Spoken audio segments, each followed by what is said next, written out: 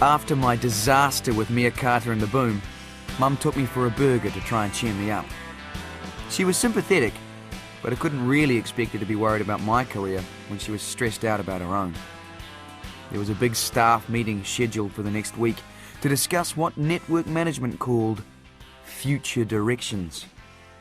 Future directions, ha! Hissed Mum, attacking her french fries as if they were to blame. We all know what that means. Job losses, less money. It's all right for those fat cat executives with their big houses and salaries. I'd never seen Mum so worried. I ordered an ice cream sundae and an apple pie in case this was the last time we'd be able to afford to eat out. I dreaded to think what would happen if she'd lost her job. With a double career crisis in the household, I didn't think things could get much worse. But I was wrong. When we got back home, the message light was blinking on our answering machine. The call was from Mum's friend, Mrs. Mowbray. She's a ballet teacher. She had a favour to ask. No way! I glared at Mum after we'd listened to the message. No way! Oh, come on, Scott. She wouldn't ask if it wasn't important. No! I'm a serious cameraman. I don't do ballet. Mrs. Mowbray wanted me to video the annual ballet school recital on Saturday. She said her husband had taken her video camera away on a business trip. I've got my reputation to think of, I told Mum. Mrs. Mowbray will just have to find someone else. Mum was disgusted. Well, you can ring her and tell her that yourself, she said. Minutes later I heard myself saying, Sure, 4:30, okay, Mrs. Mowbray. I hung up the phone and put my head in my hands. I'd called to tell her I'd be sick on Saturday or that my camera had fallen into the bath. But she sounded so desperate I couldn't say no. As I put the phone down, Mum winked at me. I'm proud of you, she said. I made a face. Why don't you ask Aaron to go along with you, she suggested. Aaron was my best friend from school. It was worth a try. I rang him. What sort of little filming job? Asked Aaron, suspiciously. I told him. Girls in tutus and things? No way! Anyway, I've just remembered. I have to wash my dog between 4 and 5 on Saturday. Bye! I called him back. He finally agreed to come, but it cost me half my football card collection and I promised to buy him a burger and a double caramel sundae on the way there. When we got to the hall, there were lots of cars parked outside. Aaron almost bolted at the first sight of a tutu, but by the time we'd walked inside, we could hardly move for them. Scott! Mrs. Mowbray sang out from across the hall. Ooh! The buzz died down, and all these girls turned and stared at us. Aaron made for the door. I grabbed the hood of his sweatshirt and yanked him back. Stay here. You haven't earned that sundae yet. Mrs. Mowbray told us she'd reserved some seats for us in the front row so we could get a good view of the stage. Wild, said Aaron, rolling his eyes. I just smiled. Oh, there's somebody here you might know, said Mrs. Mowbray, calling over a dancer. I believe Lisa's a neighbour of yours. I looked at the girl, who was being reluctantly pushed forward by Mrs. Mowbray. I must have been staring because she started to giggle. That's when I clicked. It was Lisa Chung, from our building. She looked so different. Instead of a sweatshirt and jeans, she was wearing a white tutu and pale, shimmery tights that made her legs look really long. Her black hair was slicked back into a little bun. Her cheeks sparkled with glitter. And she was wearing pink lipstick. She looked really different. I'm a swan, said Lisa, arching her neck and smiling. You sure are, I sighed. Aaron looked at me sideways and then opened his mouth and jabbed 2 fingers at his tonsils. I couldn't believe how rude he was being. I wished I hadn't asked him to come.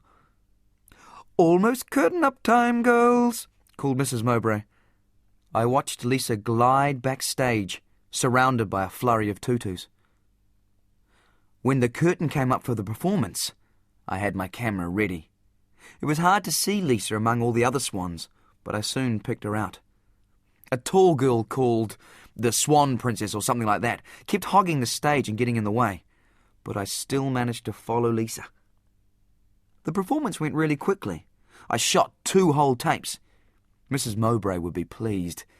As the curtains closed, I had to wake up Aaron, who was slumped on the chair beside me. I can think of better ways of spending a Saturday afternoon. Maybe next week we could watch some Jelly Set. As we were filing out of the hall, we met Mrs. Mowbray in the foyer. Ah, my clever cameraman. I just can't wait to see the tape. Some of the girls and their parents have also asked about it. You're not in a hurry, are you? There's a TV in my office. Aaron was anxious to get going, but I didn't mind playing the tape. Besides, I wanted to see Lisa and tell her how well she'd danced. Mrs. Mowbray, I whispered, as the girls and their parents gathered, can you please tell these people I'm actually training to be a television cameraman and that this was just a favour, as they don't usually do ballet? Of course, said Mrs. Mowbray, patting my shoulder. Lisa and her mum came in as I was plugging the camera into the TV. Lisa had changed out of her costume into a tracksuit, but she still had her ballerina hairdo and makeup. The girl who was the top swan, the princess one, marched into Mrs. Mowbray's office and took the only chair. Everyone else had to sit on the floor.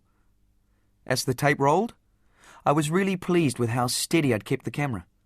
The zooms were nice and slow, and there was a good variety of close-ups and wide shots. Carlos would have been impressed. I was so captivated by my brilliance that it was a while before I noticed Aaron sniggering beside me. Then I realised that everyone else was getting restless. Some people left. I looked back at the screen. What was the problem? It was perfect. There was Lisa twirling, another shot of Lisa leaping in the air, an awesome close-up on her feet. Said Mrs. Mowbray after a while.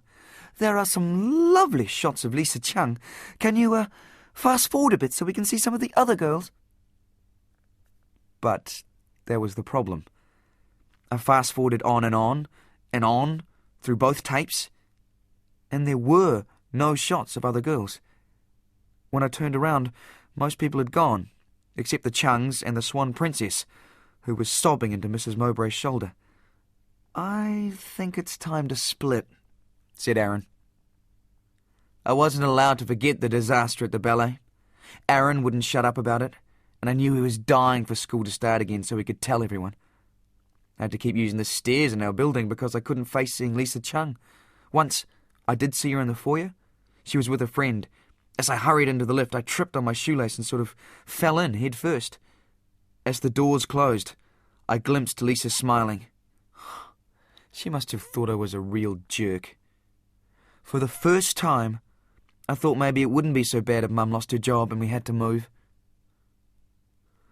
But whether Mum was going to keep her job or not was still up in the air.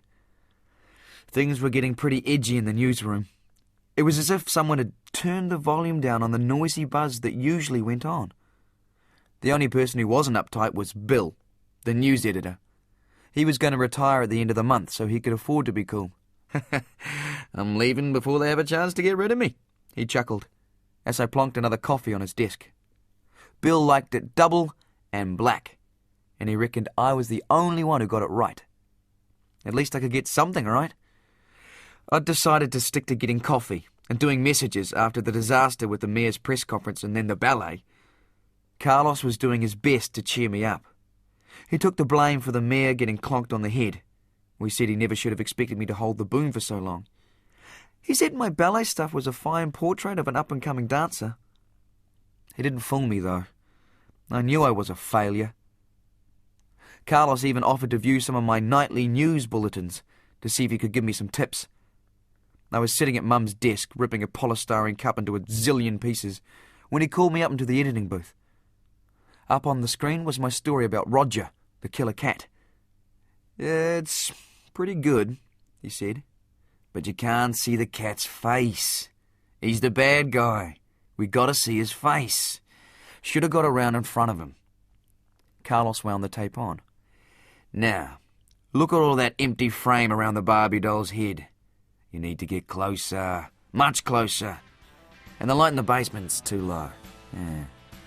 Maybe I'll see if I can find you one of our old sun guns. I must have looked puzzled. Sun gun's a portable spotlight that clips on the top of the camera. Remind me to see if there are any old ones down in the storeroom. Yeah. Well, thanks a million, Carlos, I said.